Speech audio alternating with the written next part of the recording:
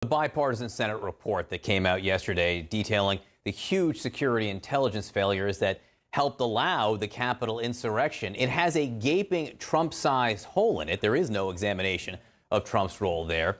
But even with that, one network, guess which one, pretty much ignored the report altogether. CNN's Oliver Darcy joins us now. And that network, I imagine, rhymes with box. Yeah, John, it's really difficult to give an honest accounting of what happened on January 6th without mentioning Donald Trump. And it's equally as difficult to give an honest accounting of what happened on January 6th without mentioning Fox News, which is why I was interested in how they were going to cover the Senate report about the insurrection. And it turns out they largely didn't. You know, I looked up the coverage, and here's one key metric. By noon yesterday, when most news organizations like CNN, the New York Times, the Washington Post were treating this as their top story, Fox had only devoted about a minute total in coverage to talking about this report, the most comprehensive report of what happened on that day since it took place a few months ago. At nighttime, things were a little different. But instead of examining their own role in radicalizing Americans into thinking that the election was stolen from Donald Trump, they were set on laying the blame at the Capitol Police. Here's a clip from Tucker Carlson's show last night. It basically really blames the U.S. Capitol Police, who we are told were heroes similar to the heroes who stormed the beach in Normandy. But it turns out that U.S. Capitol Police were not prepared. So many protesters were let in. They were talking to Capitol Police officers. We know they were taking selfies. So for the insurrection, QAnon, white supremacist, domestic violent extremist, worst thing since Civil War happened, either the cops are complicit in it, or, you know, what can you say about them? Look, John, without a doubt, obviously there were security failures on the behalf of the Capitol Police and other authorities, as this report laid out. But the real question is, why were those people there? Why did they think that the democratic system had failed and that they needed to take things into their own hands? If you look into that, it's difficult to ignore Fox's role. And so it's, you know, they really just don't want to seem to talk about it. I think that's true. Oliver, really interesting reporting. Oliver Darcy, thank you so much. Thank you. Joining us now, Amanda Carpenter, CNN political commentator and political columnist for the Bulk Work. Amanda, that was stunning to listen to that last night. It seems as if Fox will do everything it can, either to A, say the insurrection didn't happen, but B, if it did happen, it wasn't actually the fault of the insurrectionists or the former president? Well, this is sort of what they were doing with the Senate report. Everybody wants to make this seem this was just a security problem. When Mitch McConnell says he wants to look into the insurrection, he is only willing to look into the security breaches.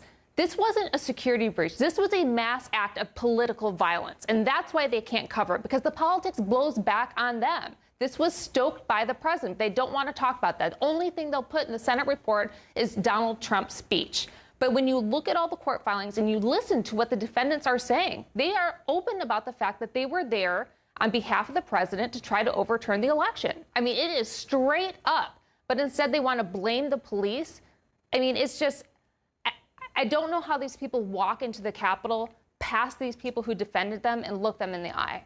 And I don't think we can overstate that, because when you go into the Capitol, if you're not familiar with it, they are the first people you see.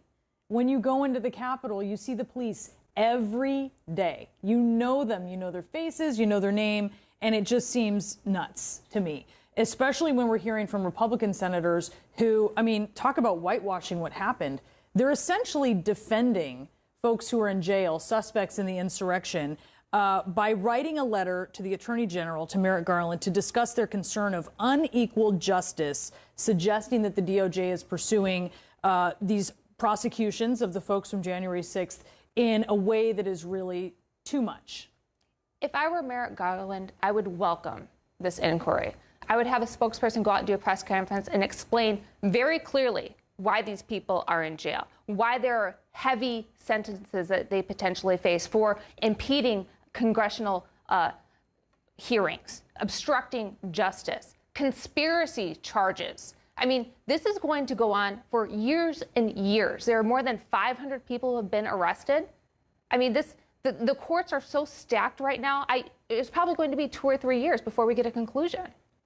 There is a political movement, which you write about, almost every day, Amanda, right now. We're talking about right now within the Republican Party that is trying to whitewash what happened, trying to, in a way, guarantee that it can happen again, which is scary. There's a Pennsylvania State Senator, Doug Mastriano, who has been in the middle of this, really, since the election itself, trying to overthrow the results of the election. He went on a pilgrimage to Arizona to view the sham audit there. Hasn't wanted to talk to the press. Well, our Gary Tuchman tracked down Senator Mastriano and had this really Twilight Zone-like conversation with him, and I want to play a little bit of it right now. Listen. That's one thing you didn't mention. You know that dozens of judges in courts around the country have ruled against Trump's voting claims, and a lot of them are Trump-appointed judges, and even the U.S. Supreme Court. Okay. Is there a higher authority than the courts? Yes, well, it is do you the think people. Do you think the people are above the courts? This is the country of law. They're elected by us. So Supreme Court. You know that Donald Trump expected the Supreme Court. Where do we derive the power, the government? From the people. So you're saying the people are above the courts? No, you guys at this rally are above the courts. So I'd be careful with twisting. That's a bit partisan there. You just made an assertion. You tell me what you said. So what I'm saying here is that I work in the legislative branch. You got me a little flustered. Cyber Ninjas, a Florida group that's never done elections before. Are you saying, would you like Democrats to come here with the Cyber Ninjas and overturn your vote? You're afraid of transparency. I'm not afraid of nothing. You're terrified.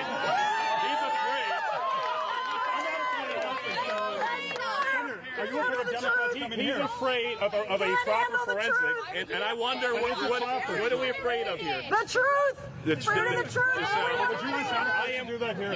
Why didn't the Democrats ask for it? It was really heartbreaking. There have been 2 weeks. What really heartbreaking to me, I mentioned in my speech, I've seen better elections in Afghanistan, and You really think that? Yes. Okay. You and I have both been in Afghanistan. Why do I say that? So in Afghanistan, in Afghanistan, they have to go in with an ID card. In Pennsylvania, no IDs are. In Afghanistan, people get killed around elections. What the hell is he talking about? I mean, he represents a lot of thinking out there right now. There's a lot of distrust in the elections. That is why when we talk about January 6th, it is not a past tense event. Like, this threat, this movement is active. It is ongoing. I keep thinking about what's going on in Arizona with this, fraud, as they call it. Essentially, if you have the resources and the money, you can seize the ballots. There's going to be election machines destroyed as a result of conspiracy theories where they want to count and count and recount and find something to have a reason to overthrow the election. I mean, at some point you have to worry, is this sabotage? I mean, if you can break election machines and take them offline through this kind of mass thinking, I mean, conspiracy theories, people like to discount it, but they have real world impacts. Death threats for election officials in Georgia, what we're seeing in Pennsylvania, death threats to people in Michigan. And this is not an uncommon occurrence now. I will say physical sabotage, maybe, we'll see. But intellectual sabotage, absolutely. With lasting impact, as you said, to undermine the concept of democracy, U.S. democracy, by saying they had better elections in Afghanistan, it is, stunning doesn't even begin to cover it. But when the former president, who a lot of people still say is the leader of the Republican Party, he is, talks about the rigged election that was taken from him, people that believe that have reason to take up arms. That is justification in their minds. That is what the Oath Keepers thought. That's what the 3%ers thought. That's why they went to the Capitol on January 6th with knives, with body armor, with guns. This is not speculative anymore. It is happening. It is here. And Donald Trump knows it. Yes. And he still says it. Amanda, great to see you this morning. Thank you so much.